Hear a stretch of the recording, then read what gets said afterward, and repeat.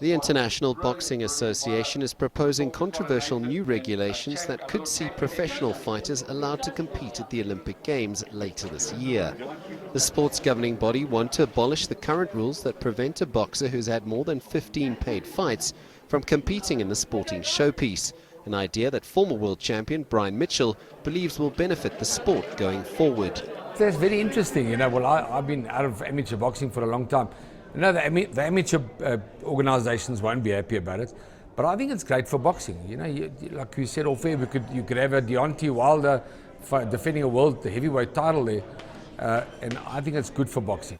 For others, including the World Boxing Council, who have threatened to ban any of their champions should they compete in the Olympics, the proposed rules don't sit well, as it tips the scales in favour of the more experienced professionals and can only cause the sport's reputation harm and potentially take the prestige of the Olympics away from amateur boxers. Bringing pros into it is just asking for trouble. It's very dangerous, first of all. I mean, you've got professional guys who have got all this experience against amateur guys who are almost still learning the game, still trying to pave their way. And it's just a recipe for disaster. And then again, amateur boxing, the pinnacle for them is the Olympic Games. Do you really want to diminish that for them?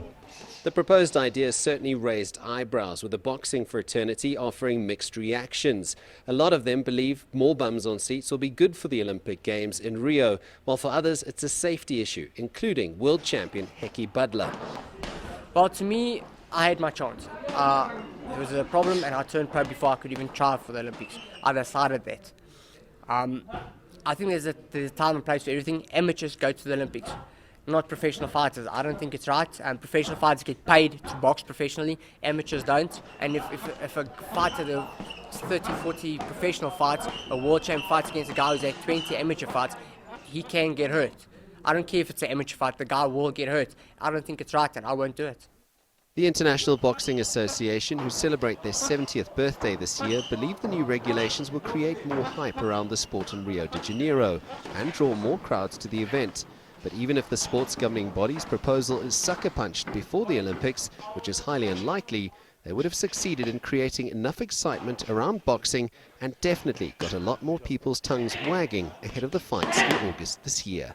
Sias du Plessis, CCTV, Johannesburg.